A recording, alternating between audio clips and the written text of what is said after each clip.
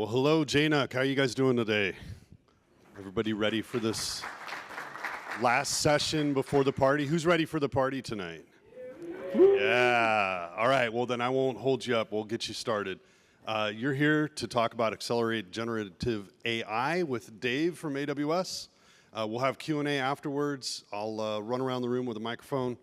That way we can get everything captured on video. But without further ado, let's welcome Dave.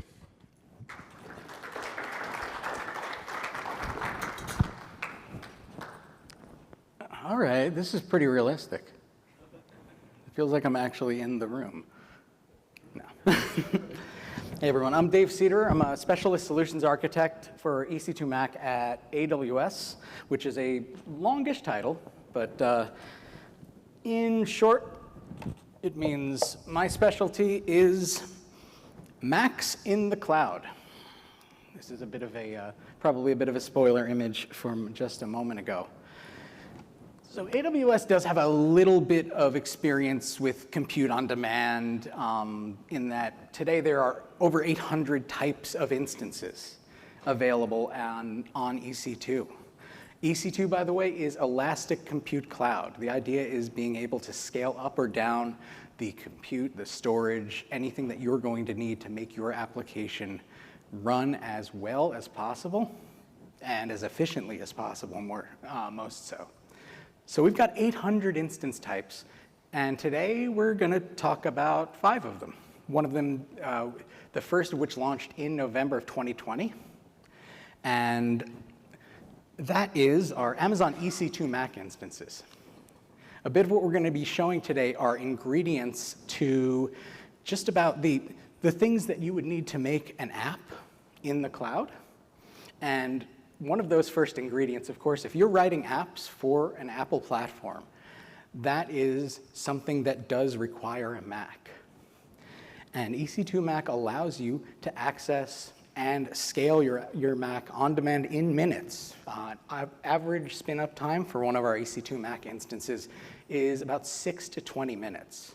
So you can actually go from 0 to Mac in having something that's not only ready, but ready in your specification, because this is a bit of a bad word here. You see images, and I see images as well. And as dead as imaging is in, I would say, mass deployment, imaging is fairly alive and well in the cloud here. And you do get some pretty awesome advantages that are brought along with that.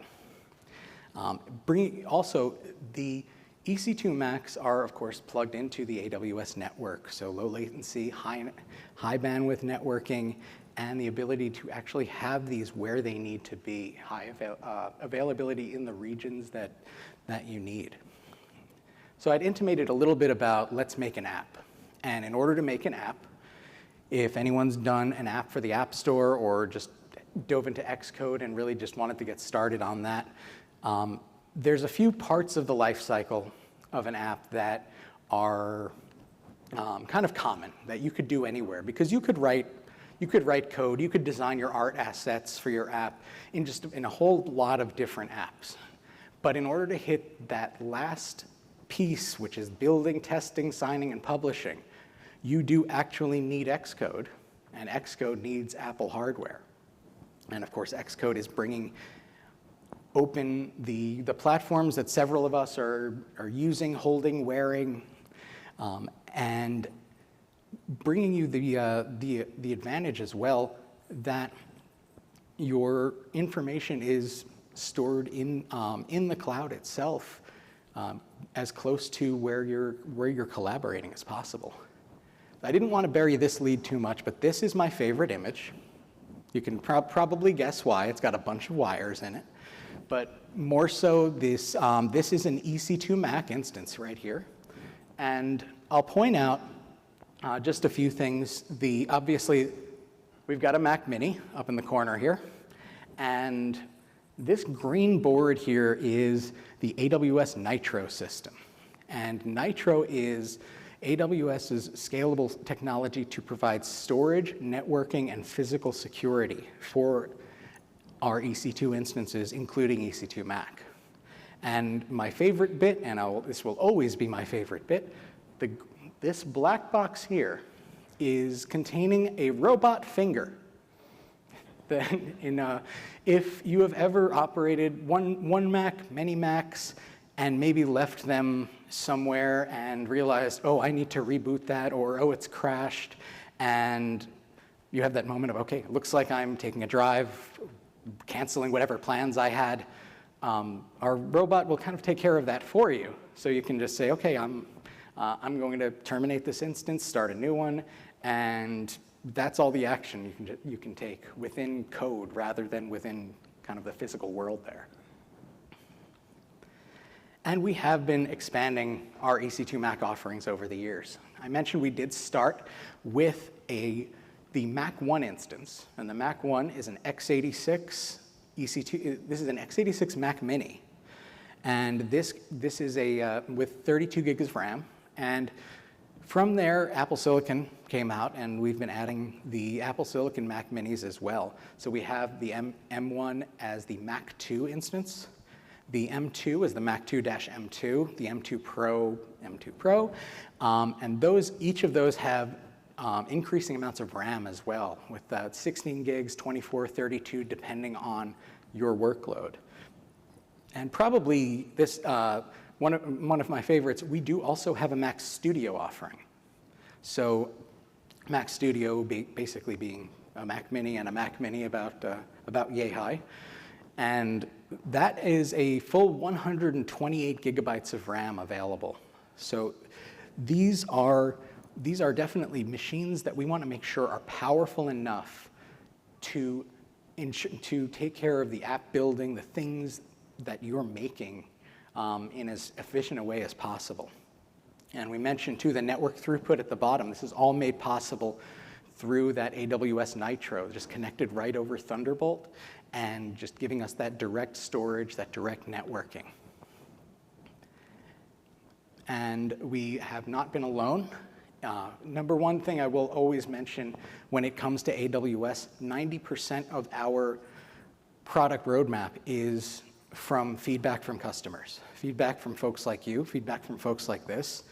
And it has absolutely shaped us into making what we believe to be the best product today for developing in the cloud on Mac OS. There's a lot of names up here, and there's also definitely a lot of names out in the audience here at JNUC. So it's always good to see folks that are running our cloud instances in production. Of course, I'm going to mention our partners, the clear sort of obvious one being Jamf. We'll take a look at enrollment in a moment, but outside of Jamf, we also do offer virtualization with partners like Veer2 and Tart. We do actually have some images from CIS available. HP Anywhere and Citrix for enhanced GUI connectivity to give, rather than right out of the box when you start a Mac, it's very similar to if you've ever started a Mac on your own and said, I need remote access to this. You'll be able to get VNC remote access. It's a built-in framework. But for things like anytime you would need something a little bit closer to life, if you're looking at color correcting assets and you need that precision, this is where things like this come in for that enhancement. And of course, agents like BuildKite, the ability to plug this right into your current CI/CD infrastructure. So continuous integration, continuous deployment, this just being something that if your workflow is already set to start, we want EC2 Mac to be something that makes it in relatively easier. And of course, we're at JNUC. We're going to talk about Jamf. And we're managing EC2 Mac fleets with Jamf is something that did come up. I'd say fairly early on. We were at JNUC about 2 years ago for showing some of our Jamf integrations. And since then, we've actually been, I'd say, putting in work since to bring full MDM enrollment in a no-touch process for folks that do want to make sure that their cloud Macs are compliant in the same way that their desktop Macs are.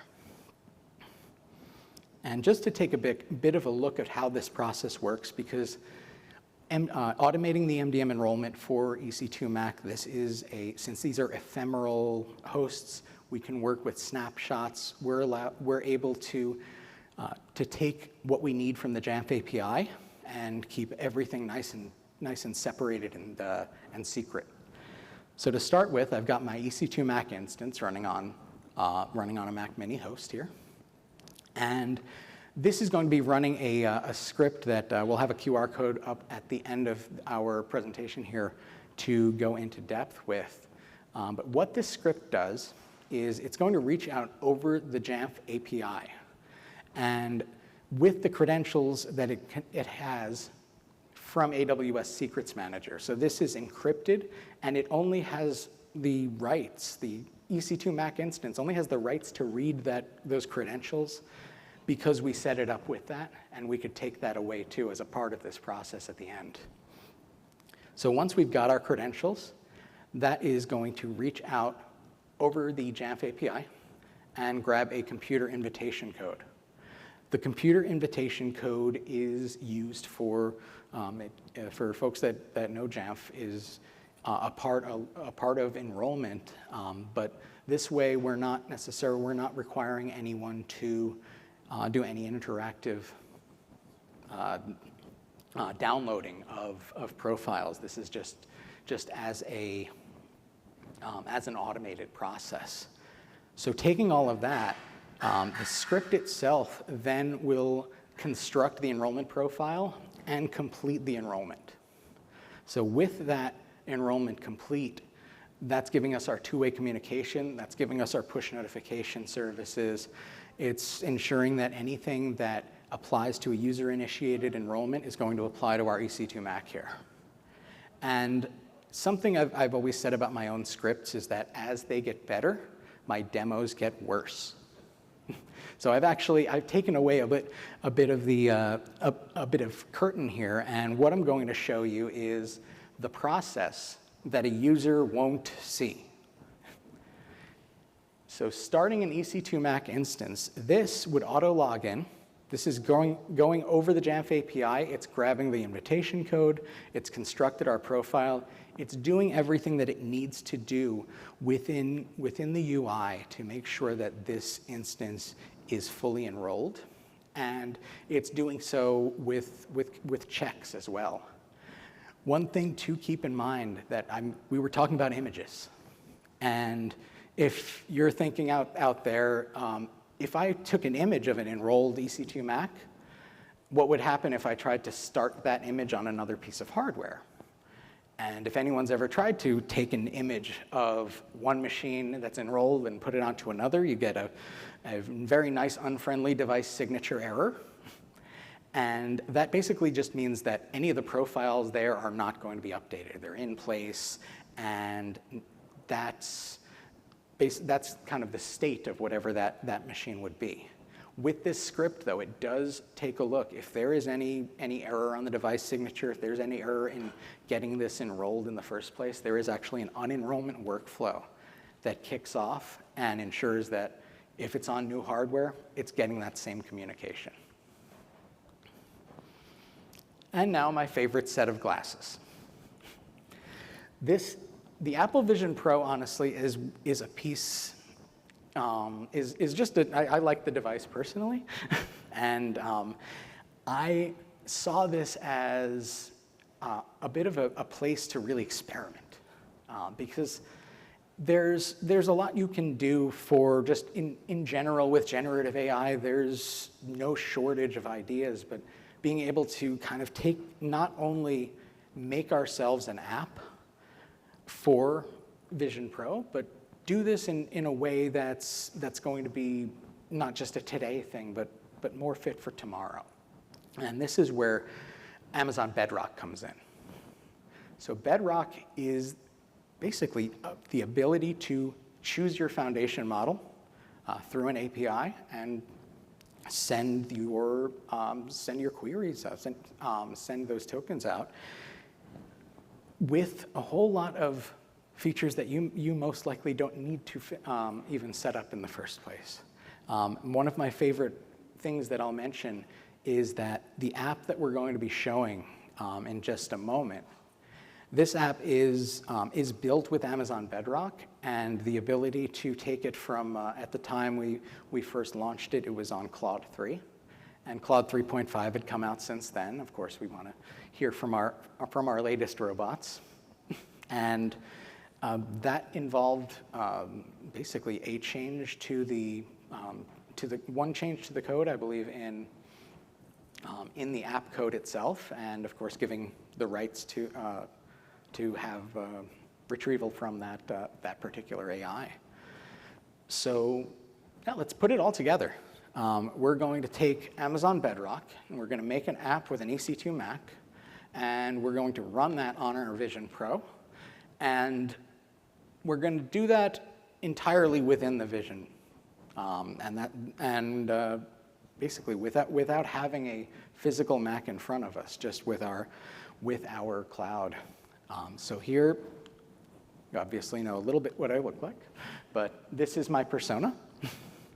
And I decided I wanted to know about the dog cow. Is it a dog or is it a cow? I wanted to ask the machine. So very practically, I'm going to stand up a new EC2 Mac instance and write myself an app to find out. The first thing I need to do is allocate a dedicated host. I'm going to point out this is the basis of billing. So do keep in mind that if you're allocating your hosts, when you release them, that is when billing ends. I'm a fan of also auto placement. This is just something that means I don't have to specify which host that I'm getting. I'm going to run into next. I have a host that I can run my instance on. So I'm going to choose my image. And in this case, I have an image already set up with Xcode that's basically ready to go with most of my information for my app. The one piece of information I didn't actually embed in here, though, because, well, secrets are secret, is my Apple credentials, my provisioning profile. I don't necessarily want to keep that on the image, so I have that as something where I'm getting that information through a quick script at the beginning of my startup process, and that's getting that through AWS Secrets Manager, specifically because I gave it the rights to take a look at that particular secret. I'll point out this big field too. This is user data, and that's where you can run any script as this starts up. I mentioned it's about 6 to 20 minutes for an EC2 Mac to get started, and you'll see this, these status checks go to green when your EC2 Mac is ready to go. So let's take a look at this, and I have VNC already enabled. I'm using a VNC client from within the Vision here, and we're going to kick off, get logged in, and take a closer look at our app. Now, the primary thing in this app, I made a quick change to it. There was one of the icons that I wasn't a big fan of, so I made a change there. Also, I am not the most talented Swift developer in the world. Kamate Richards from our spatial team did write the code for this, so I definitely wanted to give him a shout out as well. And so yeah, we're taking our code and we're building this app. And building this app in the same way that we would on a desktop Mac, except not having kind of any of that information leave our kind of general purview. So yeah, we've got our app pushed along to test flight. Let's find out, dog or cow. And Claude says dog. I don't know if I agree with that, though. But taking all of this together as part of it may be a bit of a lark, but the ability to have a cloud Mac in front of you in one part of the room and have the consoles that you need, and really almost taking what you're able to do with your current setup and expanding that in big ways. This is really where I'd say we see a lot of that expansion, a lot of where the folks are developing in the cloud.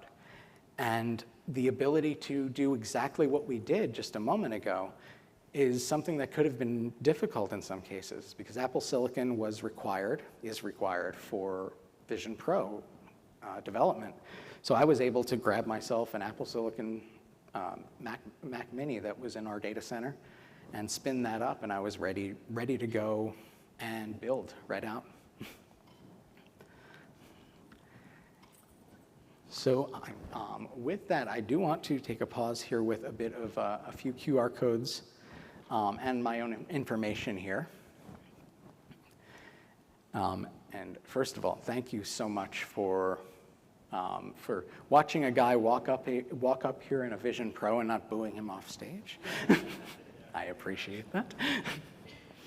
And yeah, this one thing I do also want to leave open is this is a community I've been a part of for a very long time. This will be my I believe my 7th year at JNUC, and I was actually 7 years ago I was able to get up here and talk about chatbots and AI a little bit, which is kind of neat to be back up here and diving into a similar use case, but very, very different presentation, and really kind of getting to do some of this myself. So yeah, that's for right now. For that is my information. I have a better conclusion than this. Thank you again, once again, for attending. I would like to know, I mentioned earlier, we do our product roadmap from feedback. So the biggest thing that we want to know, whether it's here at JNUC or whether it's through your AWS representative or hitting us up via email, via Slack, we want to know what's right, where you may be looking, and I'm the type of employee to kind of help you get there, if as that goes. All right. So, thank you all right. so With that, much. are there any questions? Anybody have any questions? Yes.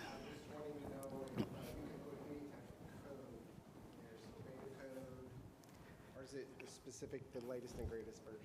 That is a great question. So the question being, as far as Mac OS goes, what can you run? Can you run a beta version of Mac OS? Can you run? The answer is basically yes. Beta versions aren't necessarily made available by image, and there is a bit of at your own risk. But we do have full instructions on how to in-place upgrade any of our instances to get to the next version, to get to a beta version. I'm running Sequoia on my own instances right now, as I tend to test trial by fire. So yeah, I like to find out first when if anything's ever broken, and so far, honestly, Sequoia has been fantastic for us. Awesome. Oh, we got another one. Oh, we got another two.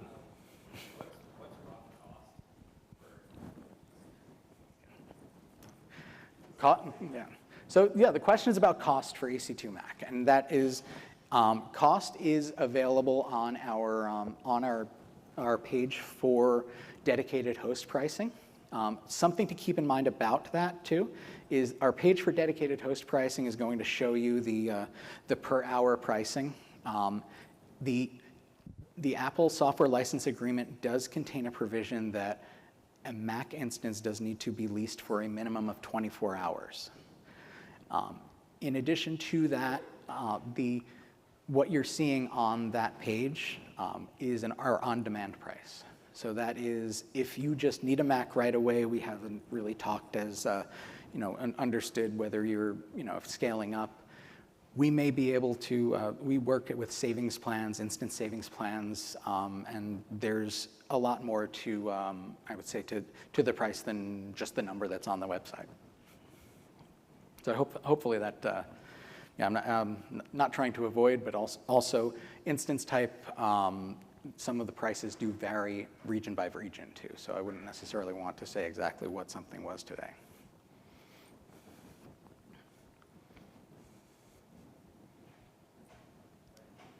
Yeah? Are there any plans to have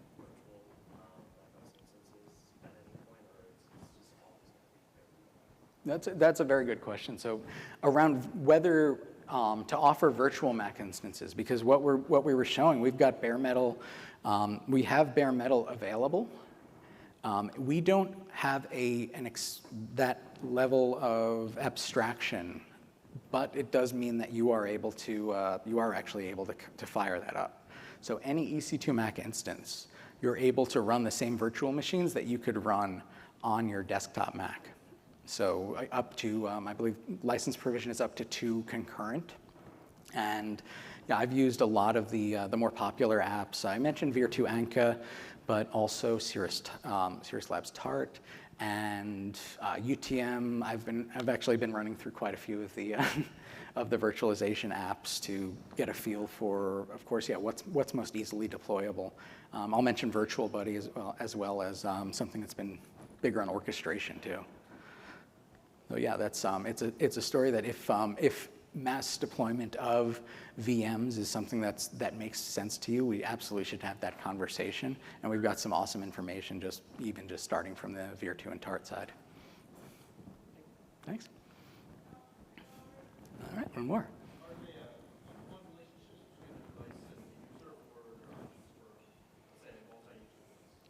That's a good question. Everyone's question is a good question, but you're all. Whether this is when you get a Mac, and apologies for quoting the software license agreement for Mac OS a few times, but there is when a Mac is supposed to be leased to one user, so it is a one-to-one user to Mac relationship. When it comes to remote accessing a device, there is something built in also that mentions if you have 2 users accessing a Mac at the same time and one of them is calling from a Mac, it'll actually allow, there are 2 concurrent connections that can happen there. I know it's a bit niche, but that was something that I dug to find and figure out why it was occasionally happening to me. And yeah. Thank you. Yes. No. Every EC2 instance of a Mac backed by Mac hardware, in which case you're not actually spinning up virtual Mac. That's correct, and that's not slow at all. The EC2 Mac, this is it's physical Apple hardware for a whole lot of reasons. The biggest one being Mac OS is licensed to run on Apple hardware. So yeah, not having a Mac available basically means if we were to try to start an image, it would give us an error, and definitely not let you kind of kick in that Mac OS, especially without any of the firmware and things. Awesome, thanks.